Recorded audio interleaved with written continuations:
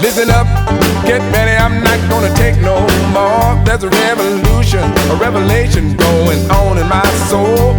Buckle up, get ready, we're not gonna sit back. Euan, you brought a couple of your pals from the neighborhood. They're going to be playing at Whiskey Girl Tavern on Clark Street. That would be 6318 North Clark, just south of Devon. And that would be this Saturday night, the 31st. So how about you introduce the two Matts who are from the band Resounding Wayves? Yeah. We should probably say it's no cover and a 7 p.m. start. And, for all us old geezers who don't have to stay out too late. I love it. I'm coming. It's a great place to play. I've seen Resounding Wayves there a couple of times. And Matt Yanny-Tillar and Matt Heimer from the band are here. So welcome to Life in the Heartland. Oh, thanks for having us. It's tell us a little bit about your band. How long you've been going? Who else is in it? What type of music do you guys play? This is Matt Yanny-Tillar. I'm the last guy who joined the band, so I think Heimer should take the lead on a little bit of the backstory. That's fair. I mean, the backstory probably starts. I only know this because of I'm embarrassed to say Facebook memories. But back in 2014, I started playing with two of the other current members of the band, Peter Butita and Jim Manzardo. We started playing just occasionally, a song or two at fundraisers and at a couple of events circulating around St. Gertrude's Parish in Edgewater.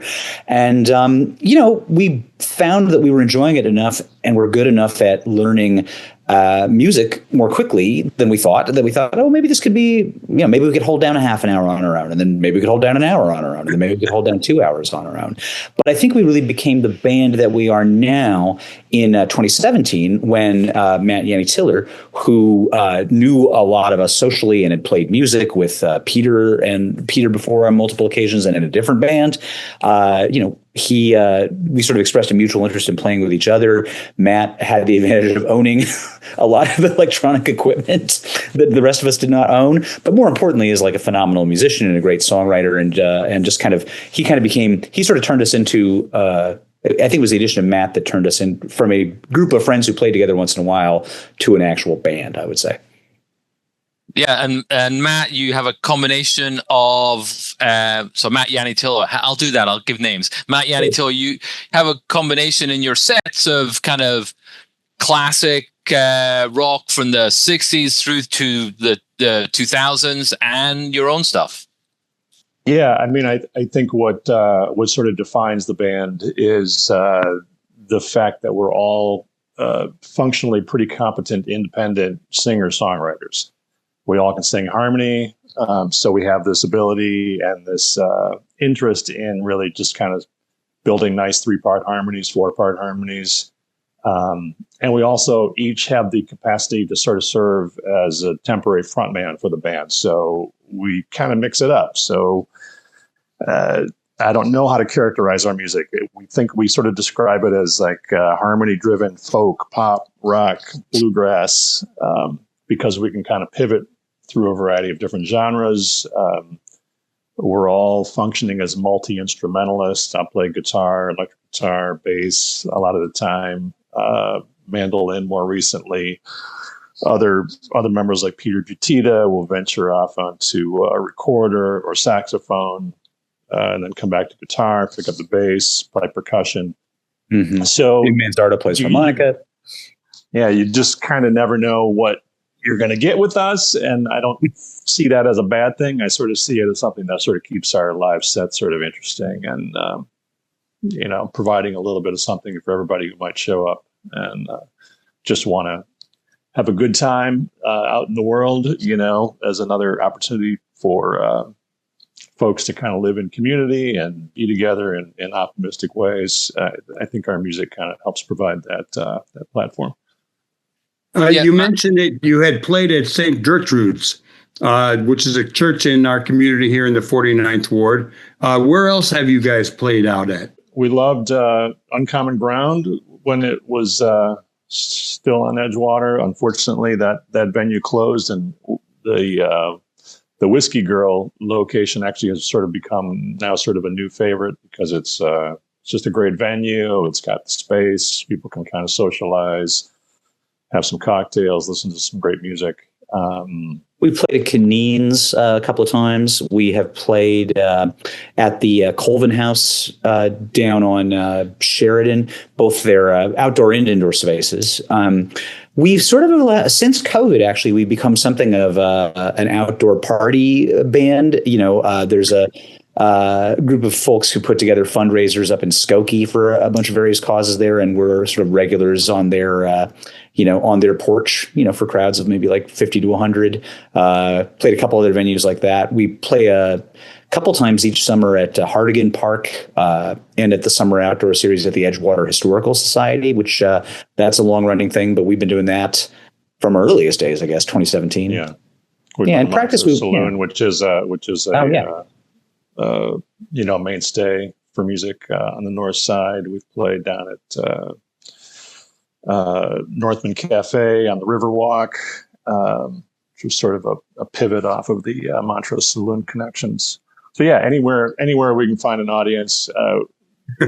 We don't overbook ourselves. We get invited to the Edgewater Chamber of Commerce music nights in the summer series that they put on every year. Things that kind of are generally pretty local to the north side. So you're on the north side again. You're at Whiskey Girl Tavern on Saturday the 31st at 7 p.m. Matt Heimer, this catalog of songs you have, would there be some songs in there that people find familiar, and some of the influences for you and the band? Sure. I mean, we really draw our influences from all over the place. Jim Manzardo is a terrific songwriter who's he is a lifelong Spanish speaker who's done a lot of work. He's done work in Latin America as a missionary and has also been involved in a whole lot of sort of cross-cultural work in Central America. So he brings some Latin influences to the band.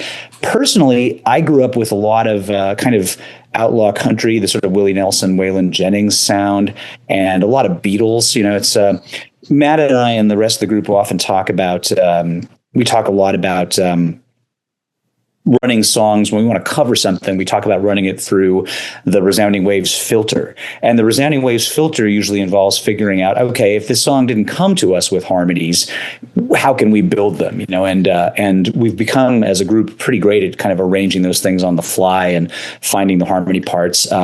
Peter Batita is really terrific at kind of like fine-tuning those for us, so that's been a lot of fun.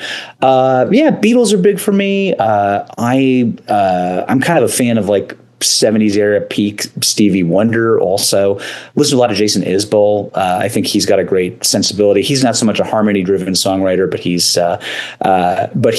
has that kind of high, lonesome, more kind of mournful Americana sound that I really appreciate. And but yeah, I mean, stylistically we range, as Matt was saying, we range pretty widely. I would say the fact that our instrumentation is predominantly acoustic means that we tend to, either stick with things that are acoustically rooted to begin with, or we find ways to, again, sort of run a pop song through the acoustic music filter and give it sort of our own spin that way. Matt and Matthew, what was your first instrument and how old were you when you picked it up, and where was that? Being that we're here with a geographer, we need to know the location. Oh, gosh. Well, I grew up in Northern California.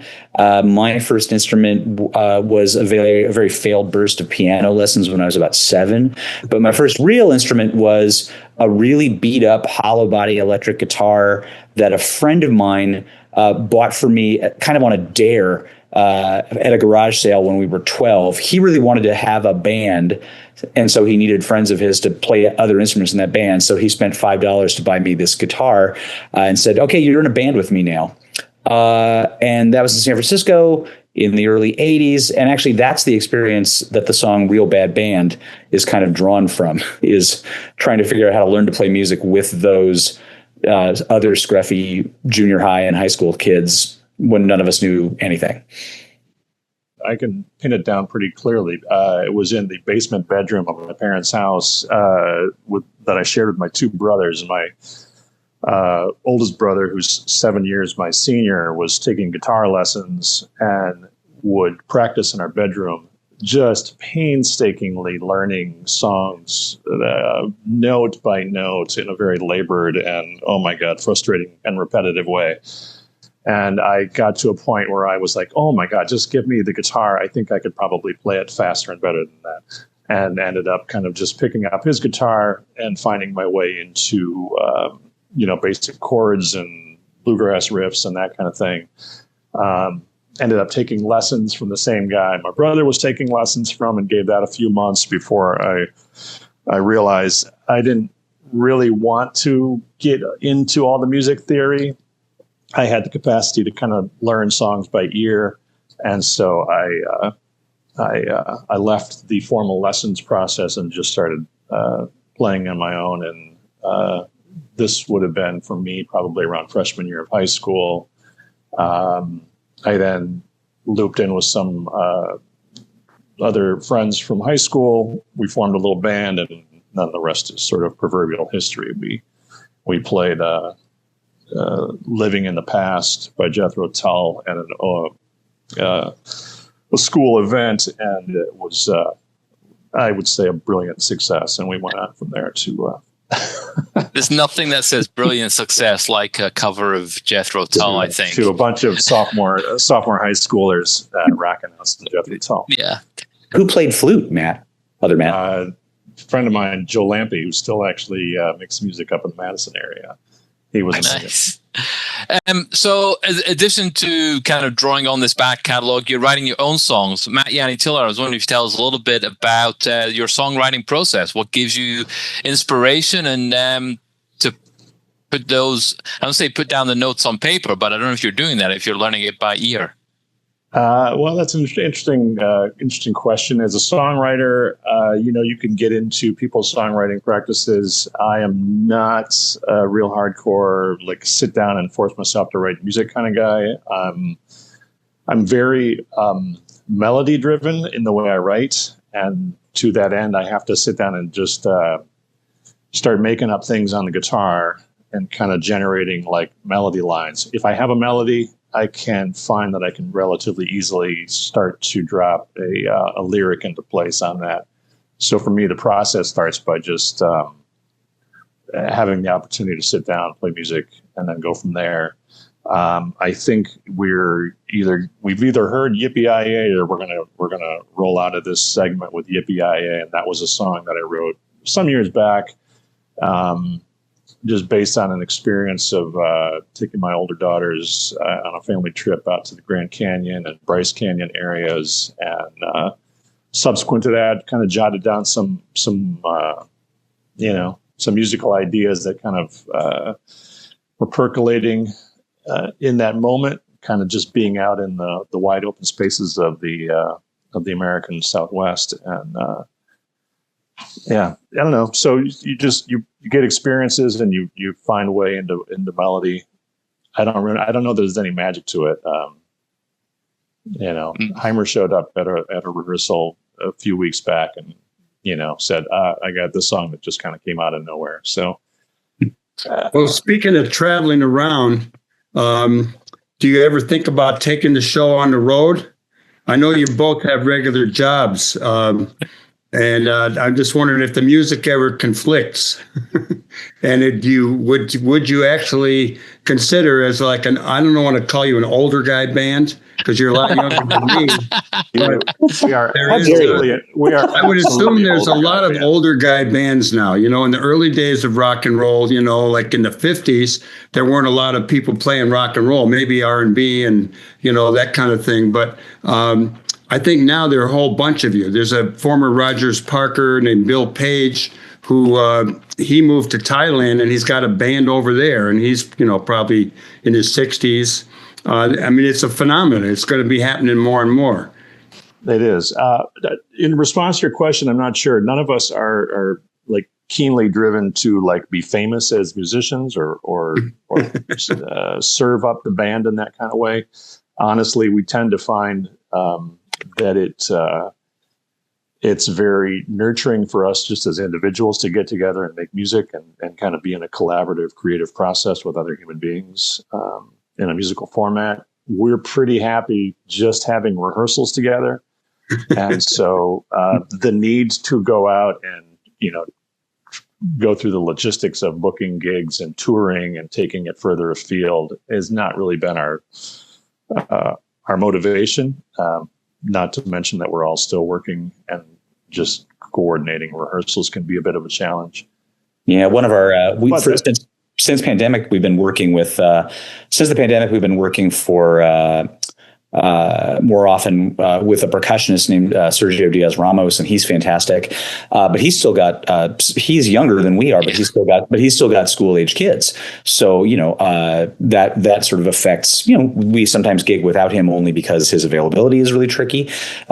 Which is just to underscore Matt's point that making sure we can find time to make music together in any way is a huge thing for us. And so we're lucky, I think, to be in a situation where we don't have to make a living from the music.